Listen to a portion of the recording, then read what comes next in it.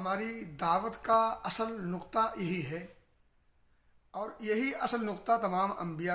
کی دعوت کا رہا ہے، جیسا کہ اللہ خود فرماتا ہے وَلَقَدْ بَعَثْنَا فِي كُلِّ أُمَّةٍ رَسُولًا أَنِ اعْبُدُوا اللَّهَ وَاجْتَنِبُوا الطَّاغُوتَ۔ یقیناً یہ کام ایسا ہے کہ اس کام کو کرتے وقت آپ کو طرح طرح کے القاب سے بھی نوازا جائے گا، آپ کو برا بھلا بھی کہا جائے گا،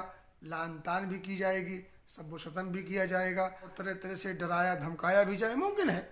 کیونکہ یہ کام ہی ایسا ہے جس کام میں پھول نہیں بلکہ پتھر برسائے جاتے ہیں۔ اور اس کی بڑی واضح مثال ہے کہ نبی مکرم صلی اللہ علیہ وسلم کی 40 سالہ جو زندگی ہے نبوت سے پہلے والی،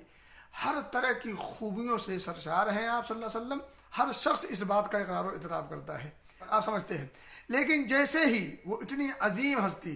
اخلاق کا اور رحمت کی مجسم ہستی، جب دعوت توحید لے کر کے طائف پہنچتی ہے یا اس سے پہلے اپنے قوم میں اس کی جو ہے اس کا اعلان کرتی ہے، تو اسی ہستی کو لوگوں نے برا بھلا بھی کہا، زد و کوب بھی کیا، کیا کچھ نہیں کیا، آپ سب سمجھ سکتے ہیں۔ تو میں آپ تمام سے گزارش کروں گا کہ آپ تمام اس کاز کو، جو نبوی کاز ہے، آگے بڑھانے کی